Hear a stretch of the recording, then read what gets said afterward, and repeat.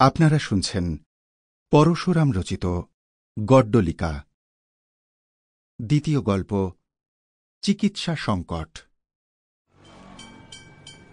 সন্ধ্যা হব হব নন্দবাবু হক সাহেবের বাজার হইতে ট্রামে বাড়ি ফিরিতেছেন। বিডন স্ট্রিট পার হইয়া গাড়ি আস্তে আস্তে চলিতে লাগিল। সম্মুখে গরুর গাড়ি, আর একটু গেলেই নন্দবাবুর বাড়ির মোড়। এমন সময় দেখিলেন পাশের একটি গলি হইতে তার বন্ধু বঙ্কু বাহির হইতেছেন। নন্দবাবু উৎফুল্ল হইয়া ডাকিলেন, দাঁড়াও হে বঙ্কু, আমি নামছি। নন্দর দু বগলে দুই বান্ডিল, ব্যস্ত হইয়া চলন্ত গাড়ি হইতে যেমন নামিবেন অমনি কোঁচায় পা বাঁধিয়া নিচে পড়িয়া গেলেন। গাড়িতে একটা শোরগোল উঠিল এবং ঘ্যাচাং করিয়া গাড়ি থামিল। জনাকতক যাত্রী নামিয়া নন্দকে ধরিয়া তুলিলেন। যারা গাড়ির মধ্যে ছিলেন তারা গলা বাড়াইয়া নানা প্রকারের সমবেদনা জানাইতে লাগিলেন। আহা হা হা, বড্ড লেগেছে গো, বড্ড লেগেছে। থোড়া গরম দুধ পিলা দো। দুটো পাই কি কাটা গেছে?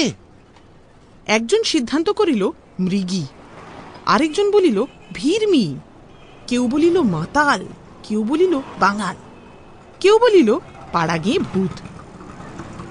বাস্তবিক নন্দবাবুর মোটেই আঘাত লাগে নাই, কিন্তু কে তা শোনে? লাগেনি কি মশাই? খুব লেগেছে। 2 মাসের ধাক্কা, বাড়ি গিয়ে টের পাবেন।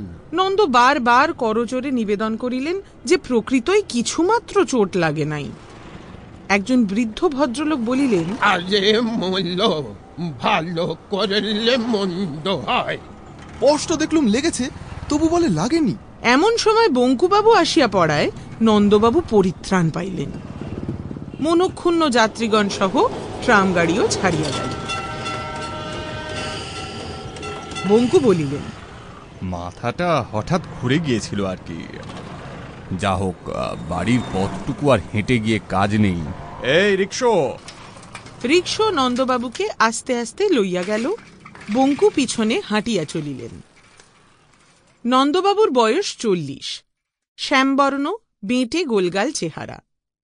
তাহার পিতা পশ্চিমে কমিসারিয়াটে চাকরি করিয়া বিস্তর টাকা উপার্জন করিয়াছিলেন এবং মৃত্যুকালে একমাত্র সন্তান নন্দর জন্য কলিকাতায় একটি বড় বাড়ি, বিস্তর আসবাব এবং মস্ত একগোছা কোম্পানির কাগজ রাখিয়া যান। নন্দর বিবাহ অল্প বয়সেই হইয়াছিল, কিন্তু 1 বছর। Sample complete.